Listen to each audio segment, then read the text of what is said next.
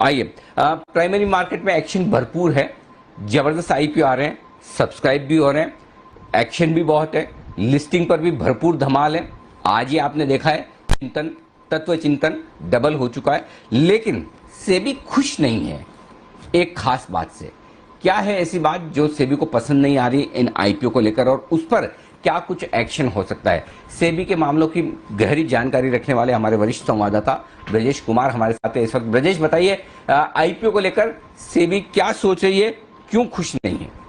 सबसे जो नाराजगी की वजह है सबसे बड़ी वो ये बात है कि आईपीओ का जो अपर प्राइस बैंड होता है और आईपीओ का जो लोअर प्राइस बैंड होता है, और जिसके आधार पर एक तरीके से बुक बिल्डिंग बनती है, उसको लेकर से भी नाखुश है। हाल के दिनों में इतने सारे आईपीओ आए हैं जहां पर जो प्राइस बैंड है वो एक रुपए का प्राइस बैंड रहा है। मैं आपको एग्जांपल देता हूं, स्टोव क्राफ्ट का जैसे आईपीओ अगर आप देखें तो वहां पर 384 रुपए का लोअर प्राइस बैंड था और 385 रुपए का अपर प्राइस बैंड था।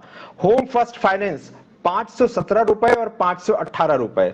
आईआरएफसी एक सरकारी कंपनी थी, यहां पर 25 रुपए अपर लोअर बैंड था और 26 रुपए अपर बैंड था। हिरनबा इंडस्ट्रीज 626 और 627। एमटीआर टेक्नोलॉजीज 574 और 575।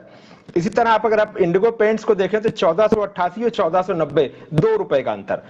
ये एग्जाम्पल पर है। इस तरह के कितने सारे ऐसे इश्यूज आए हैं जहां पर जो अपर प्राइस बैंड है और लोअर प्राइस बैंड है उसके बीच में जो अंतर था वो 1 रुपए या 2 रुपए का अंतर था। सीबी की चिंता यह है कि अगर आप इस तरह से टाइट प्राइस बैंड रखते हैं तो जो बुक बिल्डिंग है वो कैसे होगी। एक तरह से एक मजाक बन जाता है बुक बिल्डिंग के प्रोसेस का, क्योंकि 1 ही रुपए की बात है। जो छोटे इन्वेस्टर है शायद उनको उतनी बड़ी परेशानी ना पड़ती हो, दिक्कत उनके लिए भी है, लेकिन जो बड़े इंस्टीट्यूशनल इन्वेस्टर्स हैं उन्होंने इसकी शिकायत जो है सेबी से की थी और ये कहा था कि इस तरह से जो प्राइस बैंड तय हो रहे हैं ये तो एक तरह से बुक बिल्डिंग प्रोसेस का ही मजाक बनाया जा रहा है। तो इसको देखा जाए तो सेबी इस मामले में ये अभी ऑब्जर्व कर रही है इस बात को कि अगर इस तरह की टेंडेंसी आगे जाकर कम नहीं होती है तो मुमकिन यह है कि फिक्स प्राइस बैंड का ऑप्शन भी एक सोचा जाएगा कि अगर बहुत टाइट प्राइस बैंड होगा तो उससे बेहतर ये होगा कि आप फिक्स प्राइस बैंड में लेकर आइए इसको, जैसा कि पहले होता था। और एक तरह से मर्चेंट बैंकर्स जो है उनका रोल इसमें काफी ज्यादा रहा है, तो उनको एक तरह से बहुत स्ट्रांग मैसेज जो है देने की कोशिश